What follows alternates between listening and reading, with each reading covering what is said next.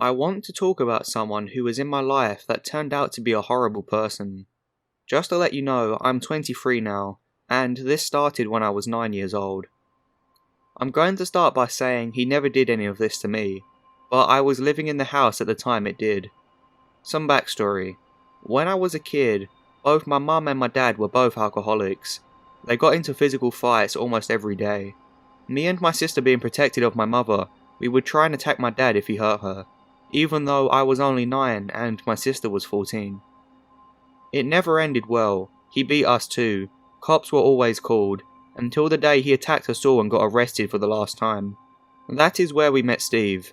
He was the responding officer to the domestic call. Right off the bat, he and my mum had got an attraction, and sooner or later they started dating, even though it was barely a month after my dad got arrested. They'd start talking every day, started dating, and had a normal relationship. I thought he was the nicest guy I'd ever met. He would buy us gifts, take us places, do anything to make us happy. They dated for maybe close to a year and a half, then they broke up. I remember not long after, my mum told me something that made my skin crawl. She told me that during the time they were dating, he came over and said he was going into the washroom.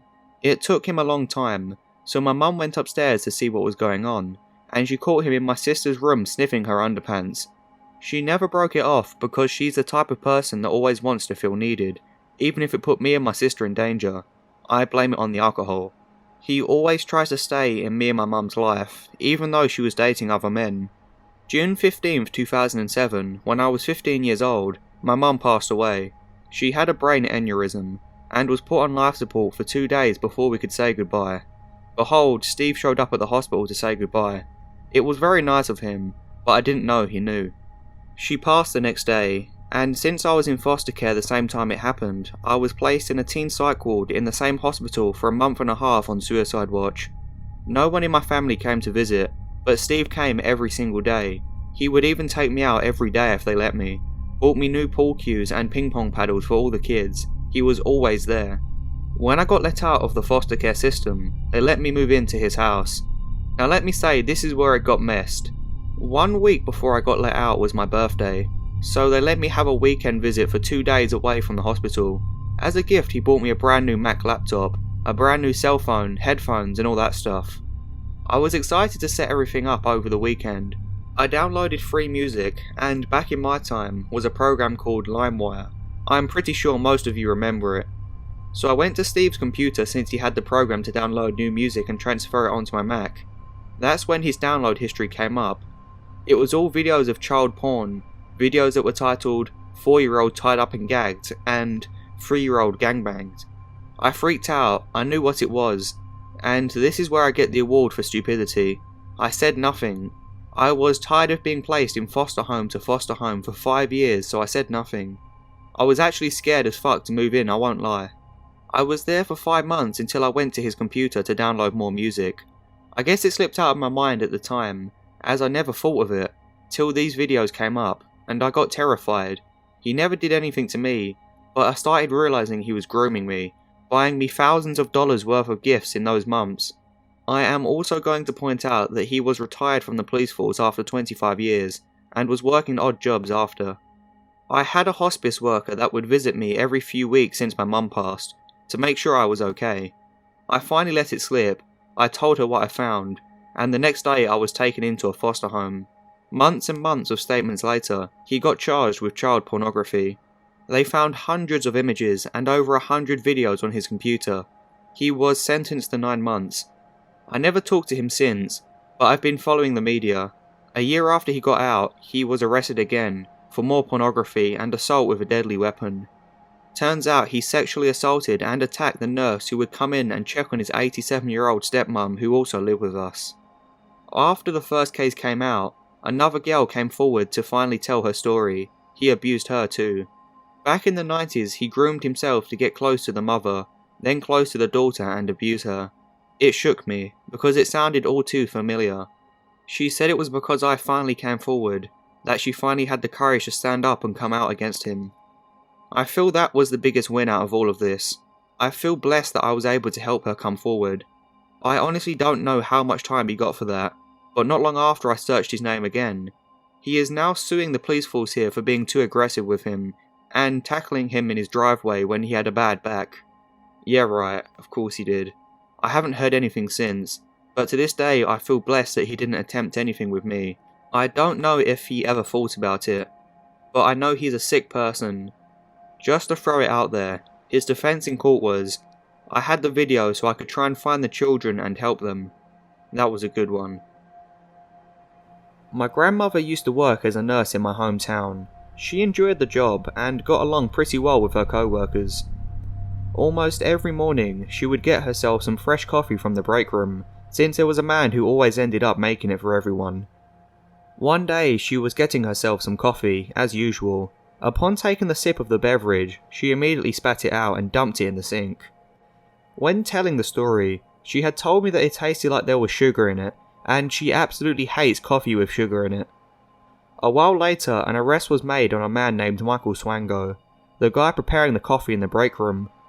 He was convicted of aggravated battery and poisoning of co-workers and patients with arsenic, and also with other poisons. So turns out, there was never any sugar in it. Instead, there was poison. Ever since then, she has bought her own coffee instead. So thanks to my grandma's disliking of sugary coffee, she's still alive today. So this is currently happening to me. It's been going on for close to 3 weeks now. So I decided to make a profile on Plenty of Fish, because I've been single for about 8 months now and I've had friends who have had some really good success on here before. I decided why not. After a month later, I get this message from a very attractive girl. We actually got on really well. We talked for a few weeks until we decided to exchange our kicks. That's when everything took a turn for the worse. Within only 4 messages, she revealed to me that her pictures were fake. Then she proceeded to send me a new one of someone saying, "This is me, I swear I'm not fake, I promise." The picture was of a girl that I knew was too good to be true. I'm a huge fan of the show Catfish, so I decided to reverse image search the picture. Sure enough, I found the real girl. I told her about what I found and she did it again. New picture. Checked the image, same thing. Not her. At this point, I got fed up and told her to never talk to me again. She became aggressively angry. She started calling me every name in the book, telling me she's a stripper and would pleasure me every time I wanted. And that's when I lost it.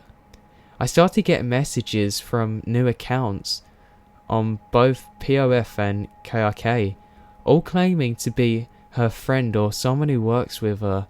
They all talked the exact same way she did, and I just knew deep down they're all her, the friends. Started sending me messages threatening me, saying, "I know where you live. I know her dad and he's gonna beat the shit out of you."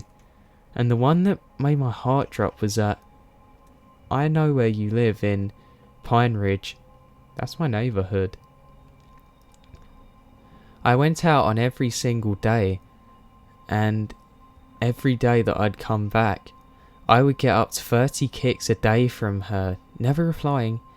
I got so sick of it, I made my Instagram private, deleted my Facebook, took down my new profile and made a new KIK. About 5 days went by and the worst thing, that happened 4 days ago. I got a new message on my new KIK.